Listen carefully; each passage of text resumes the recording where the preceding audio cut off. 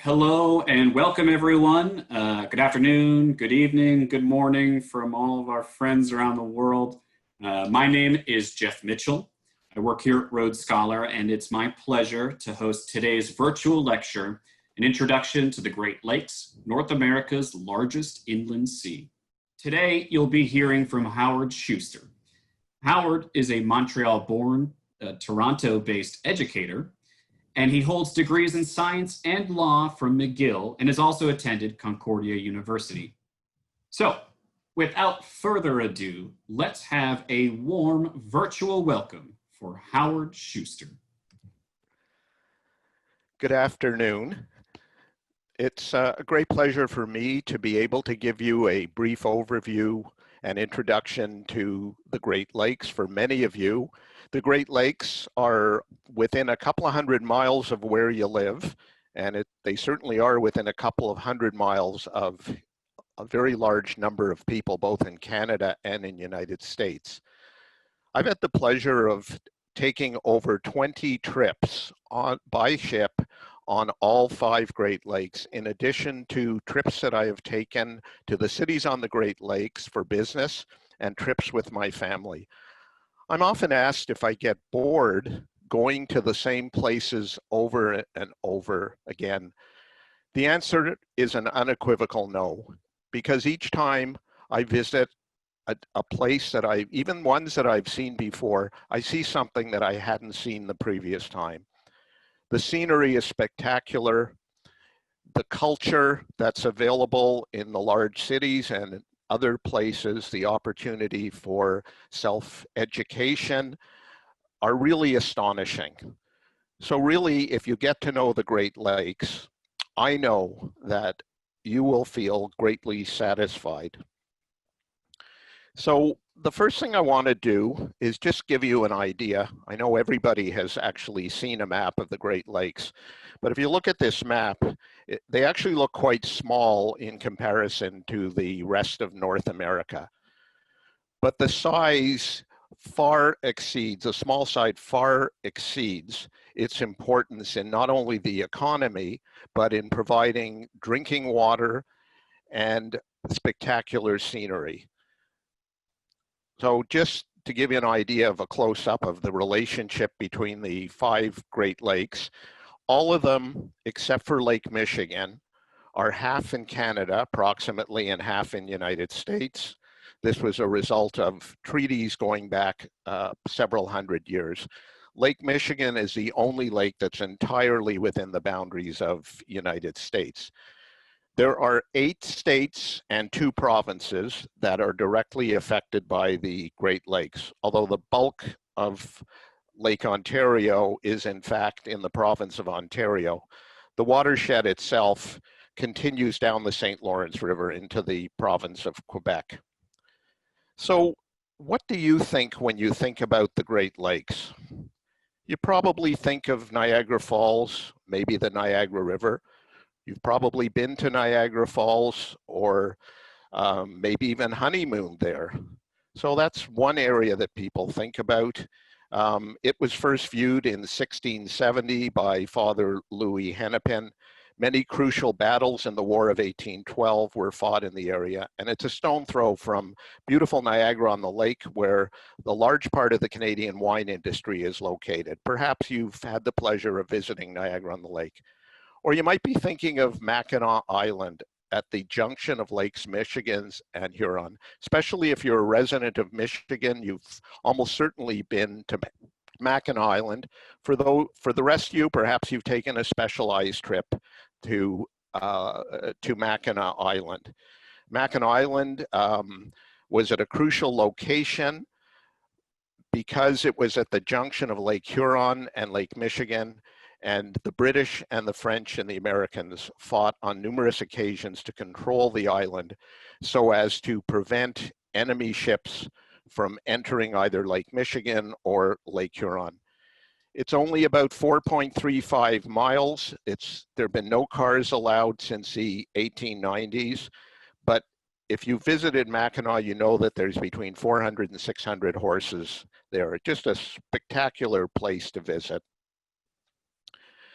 If you live in Michigan, and perhaps if you don't and have taken a tour of Michigan, who would have missed Sleeping Bear sand dunes?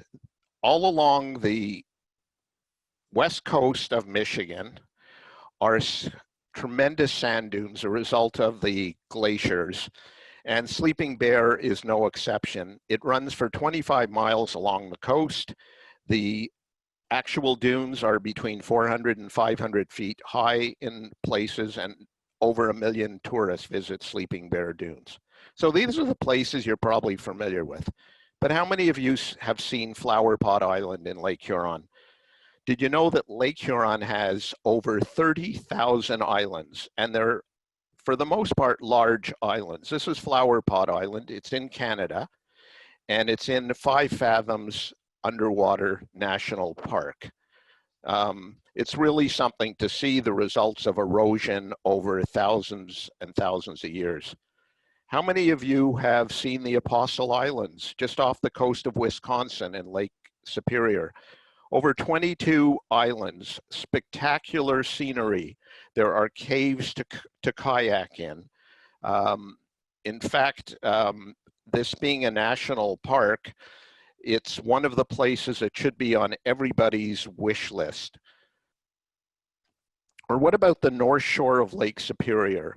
Lake Superior was formed between 400 million and 3 billion years ago during the last volcanic eruptions in the area. Magma came out through the cracks and formed this spectacular scenery, in some places 1,000 feet high. Nothing could be better than having the opportunity to cruise along the north shore of Lake Superior and seeing the spectacular and rugged scenery.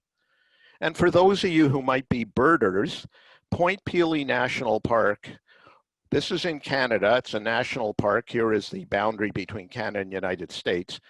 But Point Pelee National Park is approximately 5.8 miles jutting into Lake Erie, and over 260 different species of birds have been identified at Point Pelee National Park. And there's evidence of indigenous presence going back almost 6,000 years. And just as an aside, Middle Island over here is the most southerly point in Canada. It's actually south of the northern part of California. Now, I want to talk about water. The watershed of the Great Lakes contains hundreds of rivers that drain into all 5 of the Great Lakes. In particular, Lake Superior is a recipient of water from over 200 Great Lakes, so from over 200 rivers. So you can imagine at the end of the winter, the massive volumes of water that flow into Lake Superior and the other Great Lakes as well. And to give you an idea of the drainage basin of each lake, the colors represent the drainage basin for each of the lakes. In fact, for the hundreds of rivers that flow into the Great Lakes, there's only one river that outflows, and that's the St. Lawrence. After the water has made its way from Lake Superior down into Lake Michigan, Lake Huron, Lake Erie, Lake Ontario, it heads out to the Atlantic through the St. Lawrence River. Interestingly enough, there is one river that doesn't flow into the Great Lakes, and that's the Chicago River, which was reversed in 1900, approximately. It used to flow into the Great Lakes, but it carried sewage into the Great Lakes, so they reversed the flow of the river and sent it to their neighbors down the Mississippi River. You can't imagine the lawsuits that took place afterwards.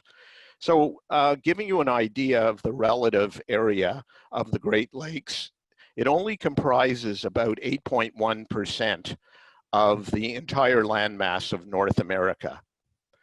So it's actually quite small, but as I've mentioned, its influence is many times greater than the 8.1%. So if you look at the world's largest lakes by surface area, 5 of the Great Lakes, all 5 of them are within the top 13 of the largest lakes by surface area in the world, Lake Superior being the 2nd largest. And you'll also note here, Great Bear and Great Slave Lake, both in North America, are also in the top 13. So 7 of the top 13 lakes by surface area are actually in North America.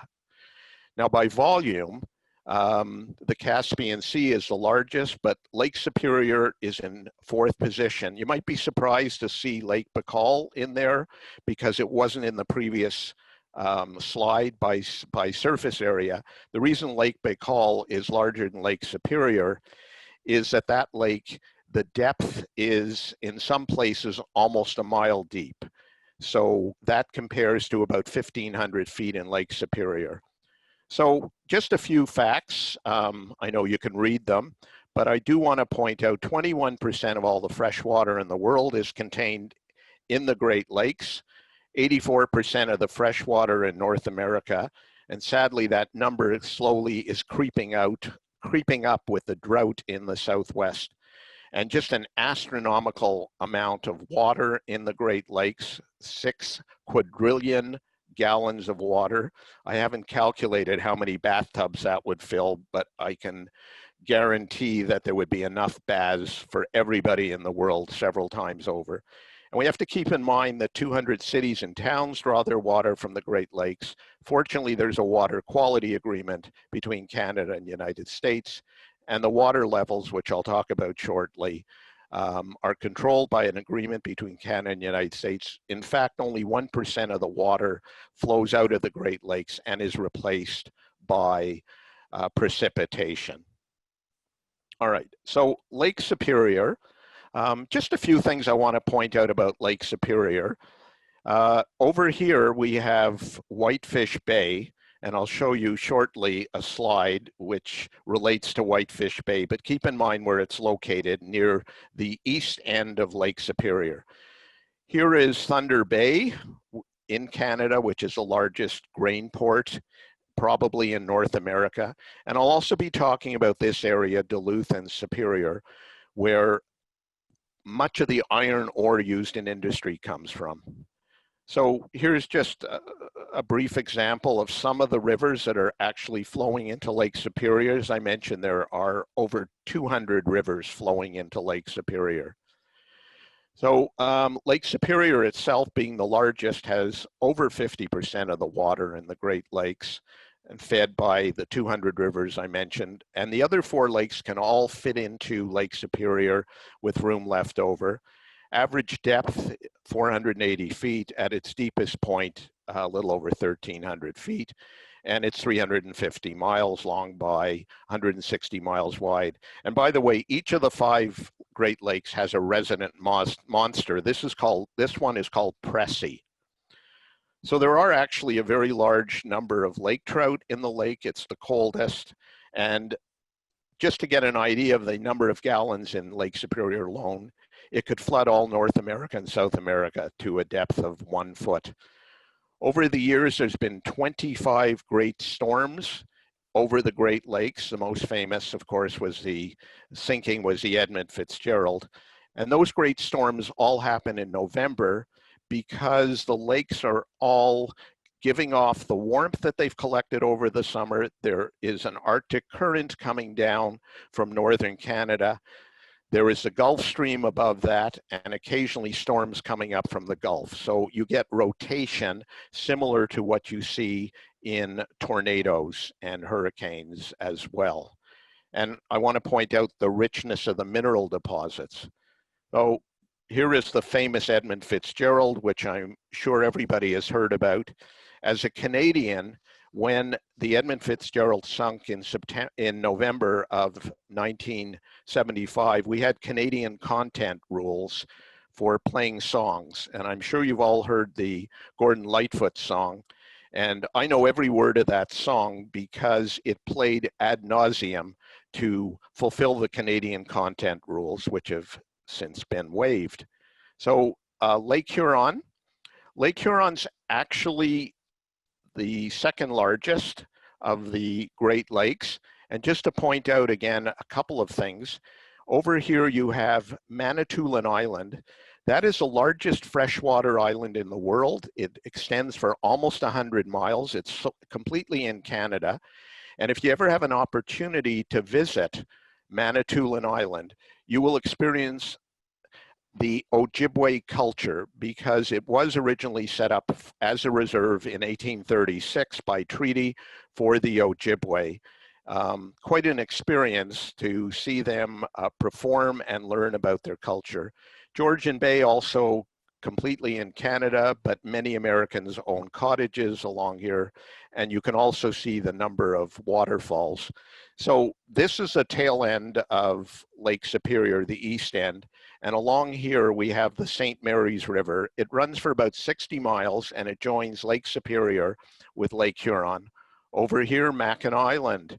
So if you come out of Lake Superior and go this way, this is the Mackinac Island Bridge and Mackinac Island. And again, Lake Huron meets Lake Michigan here. So some facts about Lake Huron. It's not as deep as Lake Superior. It also, as I mentioned earlier, there are 30,000 islands in it. And there are huge salt deposits that are left over from 280 million years ago, and I'll explain about that shortly. So Lake Michigan, I already talked about. The highlight to me are the sand dunes over here at Sleeping Bear. An interesting little story about these islands. Beaver Island actually contained a colony of a breakaway sect, and it had its own king in the 1850s until he was overthrown. These two islands here, North Manitou and South Manitou, are now part of the Sleeping Bear National Lakeshore Park. And all the way down here, Big Sable, Ludington, beautiful, beautiful sand dunes. And of course, you have your major industrial cities down here like Gary, Indiana. So just again, a few facts. It's the only lake wholly within the United States. It's actually at the same sea level as Lake Huron. So Lake Huron and Lake Michigan meet through the Straits of Mackinac, where the gap is actually about 5 miles. So there's been some argument that there's only 4 Great Lakes because the 2 lakes are in essence on the same level. Interesting fact, it has its own purported Bermuda Triangle. There was a airplane that disappeared in the 50s, never found, and it was attributed to the Bermuda Triangle of Lake Michigan. At the time, it was the largest loss of life by a commercial flight. And Ojibwe word, it means large water. So Lake Erie is larger than Lake Ontario in surface, but smaller in volume. And you can see for Lake Erie, the main city here is Cleveland. And this is the bottom of Lake Huron from the previous map. And in order to get from Lake Huron through to Lake Erie, you pass through the St. Clair River, Lake St. Clair, the Detroit River. Takes about probably about 5 or 6 hours to traverse from here to here. And actually there's a small drop in the height above sea level of about 6 feet during this traverse from here down to here. So again, Lake Erie is the shallowest, larger surface area, and it freezes the easiest due to its shallow depth, but it also suffers from very severe storms as well, because when there are high winds and the depth is only 62 feet, the pressure on the water really doesn't have that much give to it. So there's some tremendous storms. There was a tremendous storm in Cleveland, for example, around 1913, and caused very destructive damage. And of course, I mentioned about the monsters in each of these lakes. This is Bessie. Conveniently, Bessie was first seen shortly after Loch Ness. The Loch Ness monster, or Nessie, started to appear in early literature. And Bessie goes back to the late 1700s. I suspect Bessie is actually a bunch of rocks that broke the surface. So this may seem like a digression, but on Lake Erie, one of the most important battles of the War of 1813 was fought, and perhaps many Americans would consider it the most important naval battle ever by an American fleet. This was fought near Put-in Bay, at the west end of Lake Erie, and Oliver Hazard Perry with his 9 ships defeated a British squadron in 2 hours of 6 ships with very experienced naval officers. And this was the first time ever that a British fleet or British squadron had actually been defeated.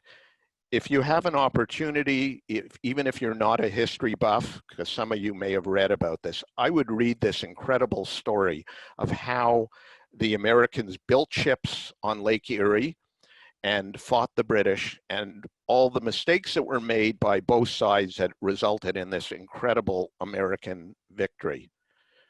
So Lake Ontario, most of the big metropolitan areas are actually in Canada. My present hometown of Toronto with 3 million people, Mississauga, a very large suburb, and Hamilton, which was the steel capital of Canada. So Lake Ontario comes from the Wyandot or Huron name, meaning Great Lake. Its deepest point is deeper than Lake Erie, and about as deep as Lake Huron. And again, Toronto, largest city and hub of Canadian industry. But as the last lake on the 5, it in fact gets all the water from the other lakes. So I'm going to talk briefly about how these lakes were formed. In itself, it could be the subject of a complete lecture, but I'm going to try to very quickly go over it. You may have heard of Pangaea. At one point, all the continents were stuck together, and that's why South America seems to fit into Africa. And there's a theory that every 250 years, the climates drift apart and then eventually come back together again. So at some point, North America wasn't where it is presently. But if we go back 285 million years to the Middle Devonian era, you can see all these areas in here. At the time, the water actually flowed from what is now the Atlantic and flowed westerly. And there was a huge basin both in Illinois and Michigan. And for 120 million years, there was a salt sea in that area. It would dry up, it would be filled again, it would dry up. Again, it could be the subject of a lengthy discussion, but the essence of it is when it finally dried up, huge amounts of salt were deposited on the bottom of some of the Great Lakes. And in fact, as a result of it being a salt sea, there were many sea creatures that sunk to the bottom. They're producing a lot of calcium when the shells disintegrate, layer after layer after layer of ancient sea creatures. In many areas of the Great Lakes, if you love looking at fossils, you can extract all kinds of fossils of ancient sea animals. And I mentioned earlier Manitoulin Island, the largest of the freshwater islands in the world, which by the way has 106 lakes of its own. That entire island is made of limestone, and everywhere you go, you can find samples of past life, including corals. So the Ice Age, there were a number of ice ages that took place. The most recent one probably between 120,000 years ago, and it started to recede about 14,000 years ago. So the effect of the Ice Age was, as it receded, and may I just pause for a moment and mention that there wasn't just one ice sheet. There were several different ice sheets. This is Beringia. Because of the ice, the large amount of ice that formed during the Ice Age, the sea level went down about 400 feet. And Beringia, which is where the Bering Strait is, became a land passage where the first indigenous people came through to North America and South America. So this is basically what has happened over the last 14,000 years. You can see the ice sheet receding here. Now, the interesting thing about the ice sheet is because of all the deceased creatures, sea creatures that sunk to the bottom and the formation of limestone, etc., the the rocks comprising the Great Lakes had all different types of hardness. So when the ice went forward and backwards 4 times during this last ice age, each time it would gouge out sections of rock, and those sections were the ones that were the softest. And that actually gave us the lower Great Lakes, the St. Lawrence River, and Niagara Falls. So this is a very important geological structure called the Niagara Escarpment.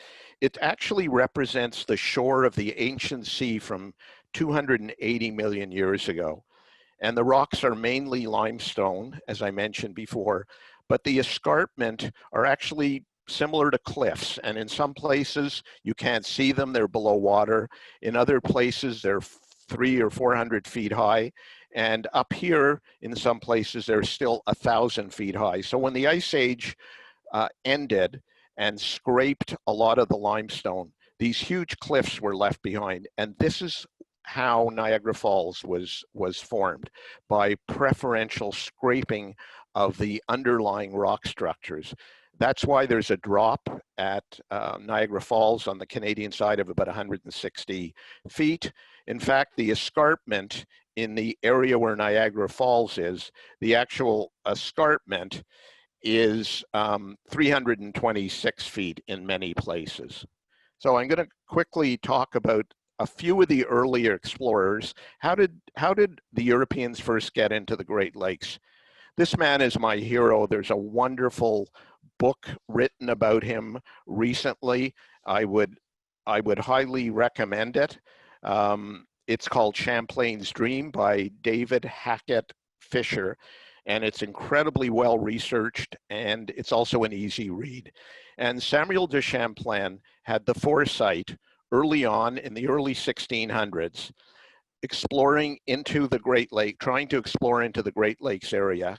He establishes all kinds of alliances with the indigenous people. And the problem that they had getting into the Great Lakes, however, was near Montreal over here, there were rapids called the Lachine Rapids. So they had trouble getting by the rapids. And then there would have been the problem between Lake Ontario and Lake Erie, where Niagara Falls is, where there's several hundred feet of height. So the initial explorers actually went up the Ottawa River here, and they portaged, and they came into Georgian Bay indirectly. And for many years, that was the route the explorers used and the early fur traders used. Etienne Brulé was sent into the interior by Champlain. He actually made it to Lake Ontario and then went south from there. Father Jacques Marquette, I don't want to I can't give enough credit to the Jesuits. Besides their mandate of converting the indigenous people, they did a tremendous amount of exploring. Jacques Marquette may have been the first person to have seen Mackinac Island.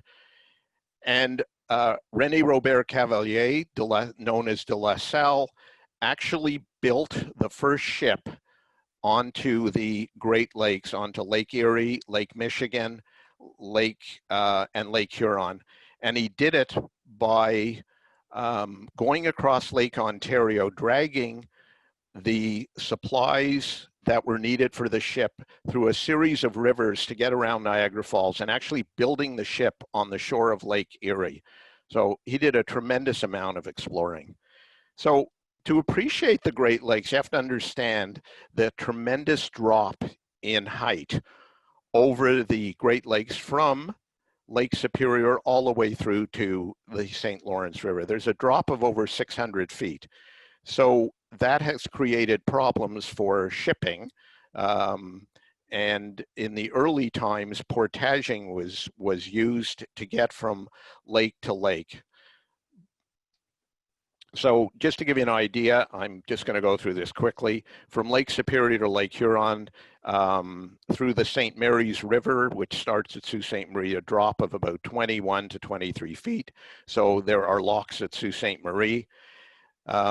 Between Lake Erie and Lake Ontario, there's the Welland Canal, which in fact compensates for the drop over Niagara Falls, and that was an alternative route to get from Lake Erie to Lake Ontario. So just to give you an idea of the massive amounts of water, how they flow, this isn't entirely accurate because actually the water in Michigan flows around this way and comes out here, but it all eventually lands up in Lake Ontario. So if you've been to Niagara Falls and you see the massive amount of water coming over the falls, you understand that it's cumulative. St. Lawrence Seaway, now I'm getting into the economics of it.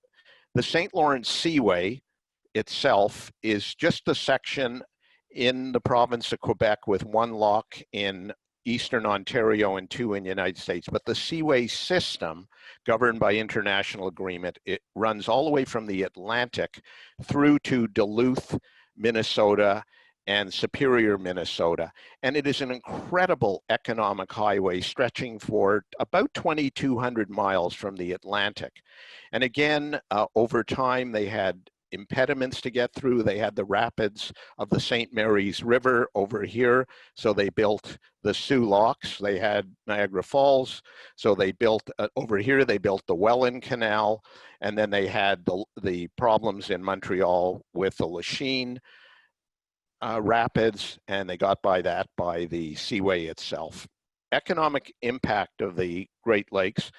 These are some of the commodities that travel through the Great Lakes. As you can see, many of them are minerals.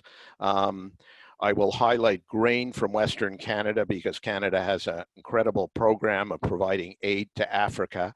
And a lot of Canadian grain comes from Western Canada, goes to Thunder Bay on the north shore of Lake Superior and loaded and then out through the Great Lakes. So again, the economics, 278 billion in bilateral trade, 50% of it goes through the Great Lakes. The Ambassador Bridge between Detroit and Windsor can handle 8,000 to 10,000 trucks a day, and they're now building a new bridge that will be known as the Gordie Howe Bridge, GDP of $6 trillion. So I wanted to highlight the Paul Tregurtha. There are 12 ships and one barge on the Great Lakes that are over 1,000 feet. And they can only go through the locks at Sault Ste. Marie into Lake Michigan, Lake Huron, and Lake Erie. They cannot go out to the ocean because the Welland Canal is not large enough to accommodate them. If you stand by one of these ships, you can't even imagine how large they are. So I'm just going to very quickly go through the locks. So we're back here at Whitefish Bay where the Edmund Fitzgerald went down. Here is the St. Mary's River, runs for about 60 miles from Sault Ste. Marie through to either Lake Huron or ultimately down to Lake Michigan. So at the Sault Ste. Marie, there's actually 4 parallel locks. One of them, the pole lock, is the only one that can accommodate the 1,000-footers. The other one is the MacArthur lock. A ship cannot exceed 740 feet. So there've been some concern lately over the last 10 years that there's been some failures in the pole lock with the gates and with the hydraulics. And if that lock ever went down, all these 12 huge ships that carry 90% of the iron ore would either be trapped below or above Sault Ste. Marie. So finally, the government's authorized money to rebuild over here, which are 2 locks that actually have been retired and they're closed, the Sabin and Davis locks. Why am I showing you a large piece of rock? Because this boulder, which was extracted from Ontonagon in Michigan in the 1840s, was 97% copper.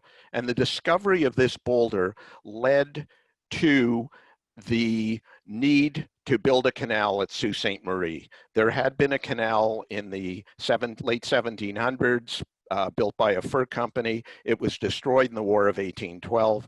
So there was a huge impetus to build a canal at Sault Ste. Marie. And every time they redid the canals, by the time they were finished, they were too small to accommodate the traffic that went up astronomically or almost exponentially. So this boulder, interesting story about it. The Welland Canal, which bypasses Niagara Falls, has 8 locks to it. It is entirely located in Canada. The impetus was the War of 1812. Canada was worried, or then British North America was worried, that the Erie Canal would take away business from Canadian ports. So there were 4 iterations of the Welland Canal. The first one from 1824 to 1829. It started off with 40 locks. The second one was 27, then 26. Now there are 8 locks, and the capacity has been increased. And this is an example of locks 4 to 6. They are the only double locks in the system, allowing traffic to go in both directions. Briefly about ecology, everybody's concerned and have heard about these invasive species in the Great Lakes. So 25 varieties of fish.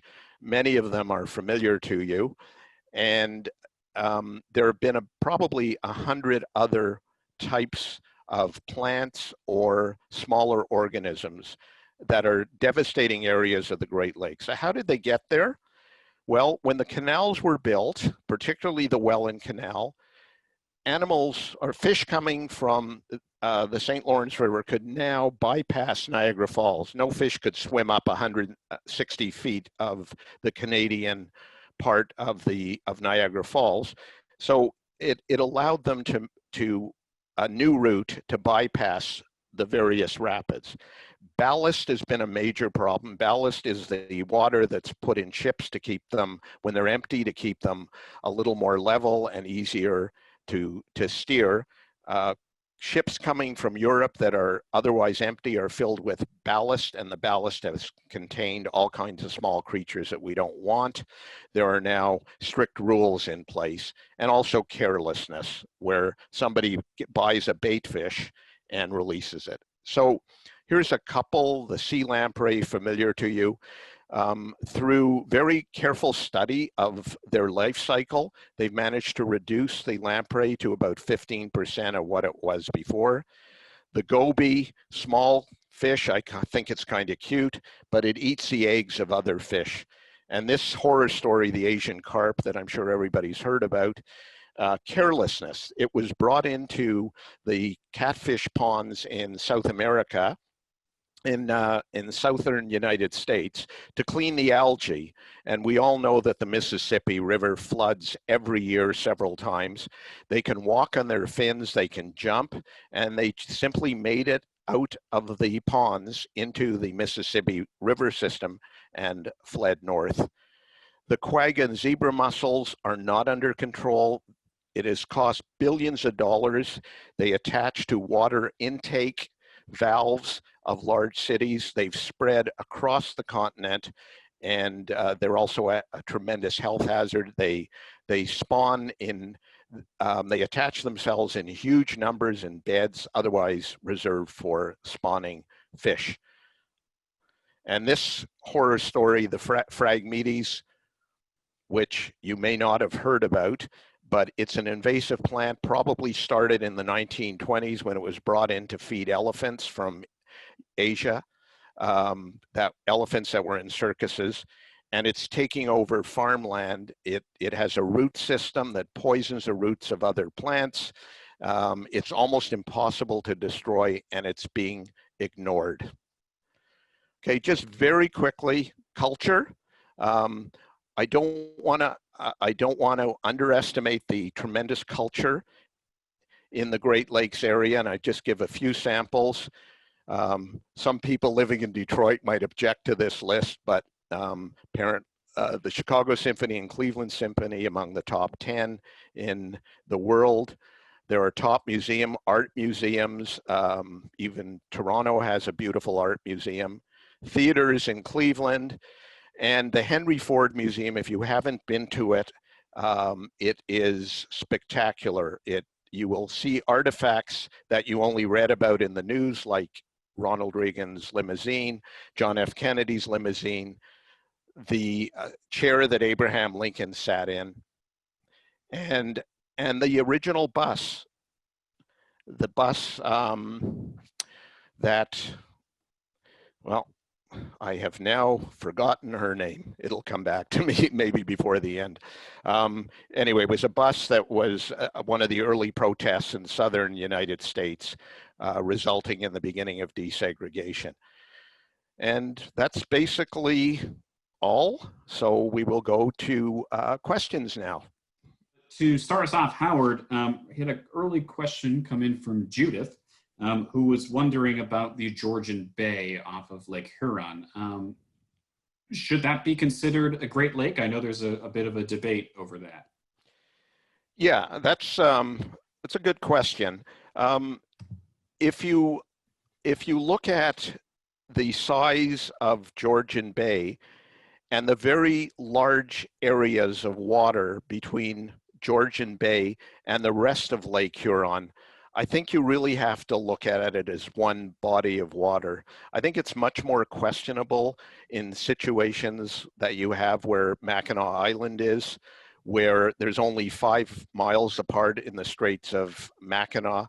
It's really quite narrow, so we are considering both Lake Huron and Lake Michigan as 2 lakes, but I think there's a counter argument for that area because of how close it is at the Straits of Mackinac, that there actually one lake there, because the connection is insignificant. But I really think I've looked at Georgian Bay many times, and it's massive, and it has crossed my mind that perhaps it is separate, but with all the water flow between Georgian Bay and between Lake Huron, I think really you could say very clearly it's one continuous body of water.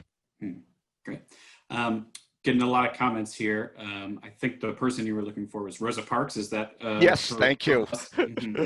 And so that's at the Henry Ford Museum? Correct, yes. It's the bus she rode in, and I had the pleasure of actually sitting in her seat, but the docent did not ask me to leave the bus. So we are also getting a good amount of questions of people who want to know more about the rising water levels, particularly in its effect or erosion on the coast. Eric sent in a question saying that he lives in Wisconsin and there's a lot of beachfront property that's underwater. Is there a plan to control the water levels of some of these lakes? Okay, so in terms of a plan, there is the International Joint Commission, and Canada and US are committed to controlling the amount of outflow from Lake Superior. The international agreement provides that the level of Lake Superior should not exceed narrow parameters of between 601 and 602 feet above sea level. The problem is that the last few years, we have had heavy snowfall, and I mentioned there were 200 rivers flowing into Lake Superior. We've had heavy precipitation. And what they do in Lake Superior at Sault Ste. Marie, which is at the east end of the lake, is both Canada and the United States have eight. They have 8 control gates. And those 8 control gates, 8 in the United States, 8 in Canada, are used to try to maintain the level at 601 feet. So if we have a year of heavy precipitation, the gates are insufficient. And in fact, they try to plan up to 2 years ahead. It's said that if they make plans in 2020, because of the massive amount in Lake Superior, the full effects of the plans either of controlling the level aren't felt for another roughly 2 years. So because of this massive overflow from Lake Superior the last couple of years, it has resulted in flooding in the lower Great Lakes. So you might think, well, what controls do they have in the other lakes to try to hold back some of this water? And the answer is the only other control is at the far end of the lake. It's actually on the outflow of Lake Ontario at a place called Iroquois. They do have some dams there. So unfortunately, it's a very difficult decision. How much flooding do you allow? You know, on the same topic, there's been discussions about this $80 billion pipeline from the Great Lakes all the way through to the arid Southwest United States and California. And the problem with that is that the Great Lakes are in a relatively good balance, except of course, if your shoreline's being flooded, and it's been flooded. Toronto has a series of islands just south of Toronto. There's some residences there. They've been partially underwater. And they've decided that if they were to build this water pipeline down to the arid areas, it would put the water in the Great Lakes out of sync to such a degree that the shorelines, of course, would be drastically affected, and it may expand some people's shorelines, but the water in some cases just has no place to go. So I hope that answers it in a roundabout way. No, it's great. I have a bit of a follow-up here from Betty, who is wondering, what do you consider to be the greatest ecological threat to the Great Lakes? That's a good question. Ecological, I think right now it is the invasive plants and animals, because let's take the carp, the Asian carp. It hasn't officially made it into the Great Lakes, but there is a commercial and recreational fishing industry. Supposedly it's about $1 billion a year. The carp, according to some reports, will eat up to 40% of its body weight each day. I know it sounds astonishing. They reproduce in large numbers. So the Asian carp and many of the other animals and plants that we're letting in will upset the whole balance. I talked about Phragmites at the end, probably a plant nobody's heard of. But just to elaborate a bit on that, each of the tufts at the top produces 2,000 seeds. If you mow them down, they will take root. The roots can go for up to 40 feet underground, the rhizoids, and another plant pops up. They've made it to the edge of agricultural fields. They're started to nibble away at agriculture. That's our food supply, at least the food supply of the Great Lakes. So I really think our biggest problem right now has to do with invasive species of various kinds. I think we've gone a long way on the pollution problem, and of course, global warming or climate change, of course, has contributed to many of these species now being able to survive in a climate that they wouldn't have survived in before. Yeah. Do you see any issues with changing of the drinking water because of some of these invasive species or with the pollution? Yeah. The big threat to the drinking water right now are the zebra and the quagga mussels. They made it, just to give an example from a different area, they made it into Texas, and I can't recall if it was Dallas or Houston, but they noticed that their water supply coming in was 20%. And they went to the reservoir and they found that the intake valves were completely clustered with the zebra mussels. And it's costing billions of dollars, and we haven't come up with a way to destroy the zebra mussels. Nobody likes using chemicals. There are some chemicals, but when you use chemicals at the input valve or input pipes to a city, those chemicals like chlorine are going to land up in the drinking water. I don't think we've got as much of a problem with heavy metals that we used to have. I remember years ago there were dioxins in transformers, and dioxins were showing up in the Great Lakes. They were showing up in the food chain. A lot's been done. My big fear right now is that there have been budgetary cuts with respect to things like water quality, mostly from the United States, but with COVID and all the money Canada's spending, invariably there may be some cutbacks, and we will be back where we were 20 years ago. Great. Well, thank you, Howard. I believe that is all the time that we have for today. So I would like to thank Howard Shuster, our expert instructor today, for his wonderful presentation. Thank you all so much, and we'll see you next time. Thank you. Bye.